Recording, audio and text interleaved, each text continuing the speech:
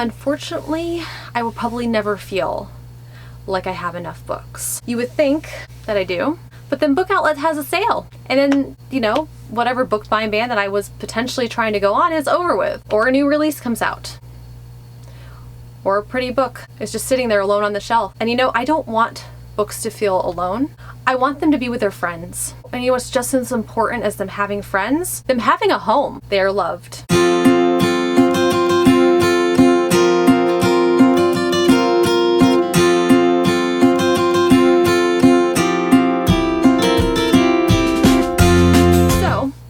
Have a book outlet haul right here.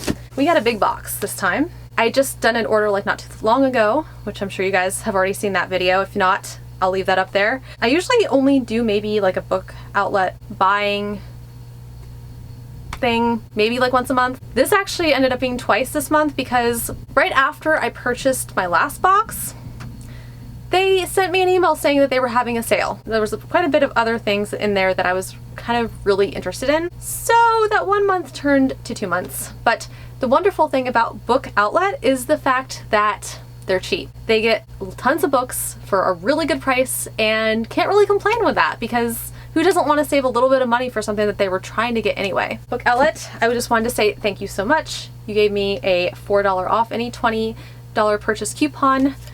Good going on giving me more incentive to go shop at your store because, you know, totally needed it. Totally. So we got some paper here. And, alright. There was quite a bit in this. Now it's all over my floor. You know, Book Outlet, we're just decorating here. There was a few things that I got. I didn't get like that much, but I got a few things that I was really interested in. I know C.S. Lewis is really like known for Narnia, but I was really curious about some of his other like more philosophical things. And this one is called Till We Have Faces. And this is the myth of Cupid and Psyche and kind of like a retelling by C.S. Lewis. And I really love Cupid and Psyche.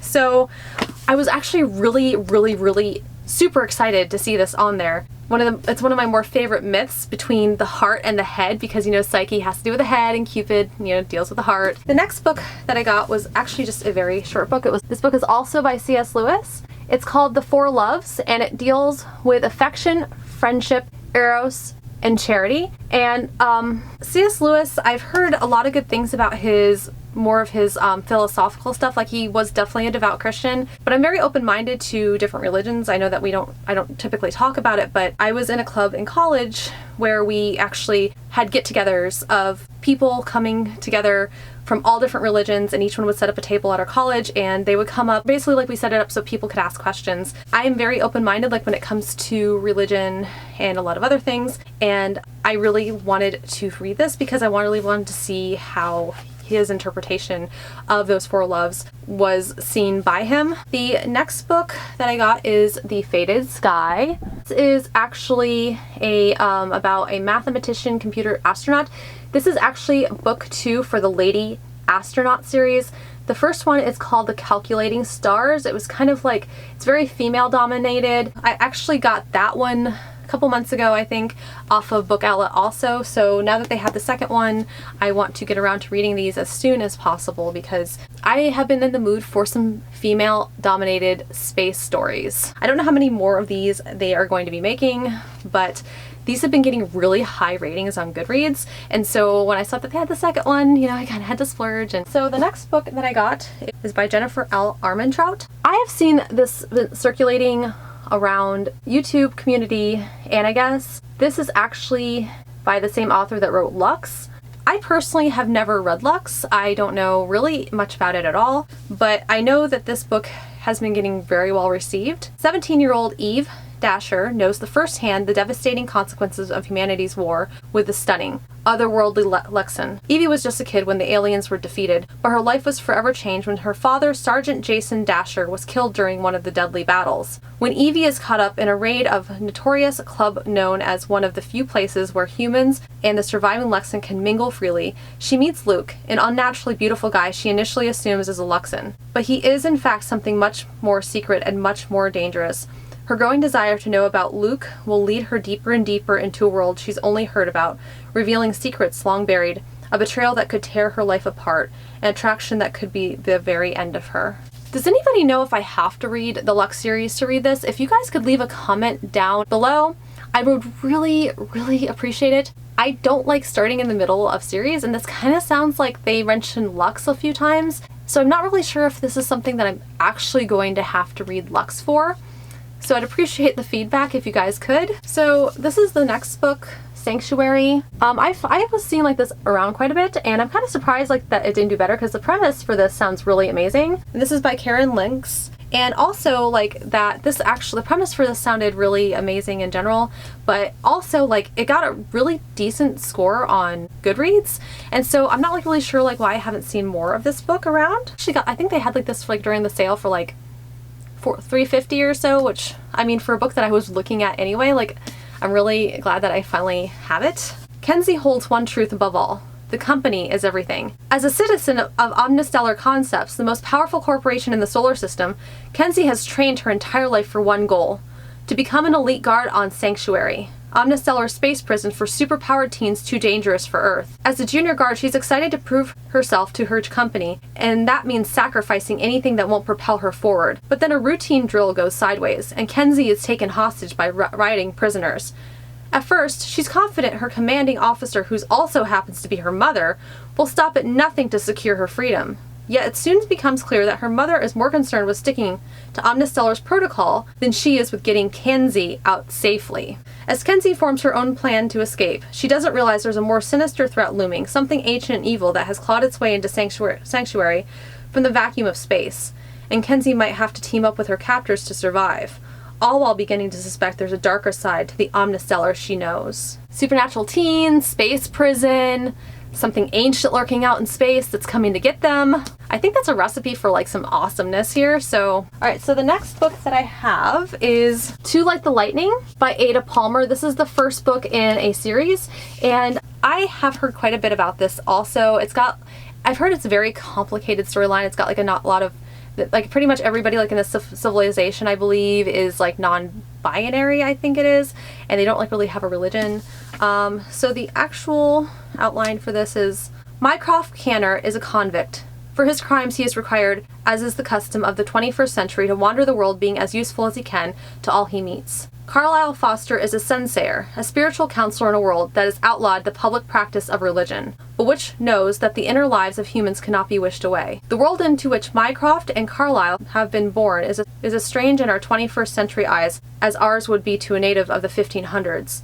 It is a hard-won utopia built on technological generated abundance and also on complex and mandatory systems of labeling all public writing and speech. What seems to us normal gender distinctions have become distinctly taboo in most social situations. Most of the world's It's raining here. It's been raining here all day. Anyway, what seems to us normal gender distinctions have become distinctly taboo in most social situations. Most of the world's population is affiliated with globe-grinding clans of the like-minded whose endless economic and cultural competition is carefully managed by central planners of inestimable subtlety. To us, it seems like a mad combination of heaven and hell. To them, it seems like normal life. Mycroft and Carlisle have stumbled on the wild card that may destabilize the system. The boy Bridger, who can effortlessly make his wishes come true, who can, it would seem, bring inanimate objects to life. It's a very complex system, but I've heard it's actually really good, and it's not like your normal science fiction book.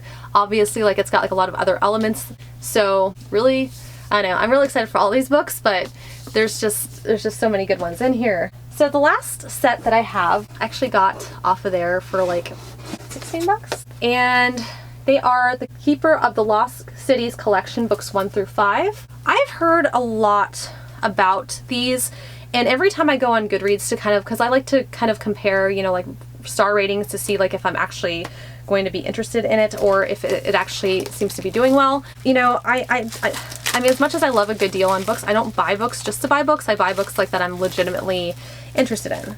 So these are actually, I believe, young adult books. And all of these books have been averaging anywhere between like a 4.2 rating to like a 4.5, 4.6.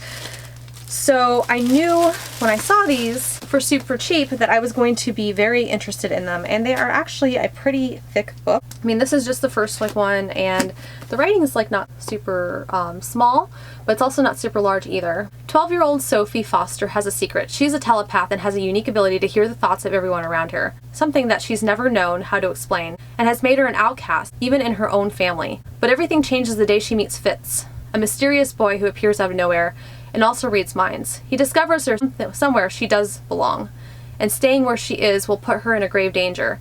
In the blink of an eye, Sophie is forced to leave behind everything and start a new life in a place that is vastly different from her own. Sophie has new rules and skills to learn, and not everyone is thrilled with her homecoming. There are secrets buried deep in Sophie's memory, secrets that other people desperately want, would even kill for. I know, it seems pretty heavy, but I've heard so many good things about these books. I believe like the series is ongoing. I'm not sure how many books they're up to. I think like about 6 or 7, and this is just the first 5, which are in paperback, which I'm also very excited about because I love hardbacks, but I also love the feel and the lightness of a paperback. And when you get a really big book for long hours at a time, sometimes a paperback is just easier long term. I hope you guys enjoyed this.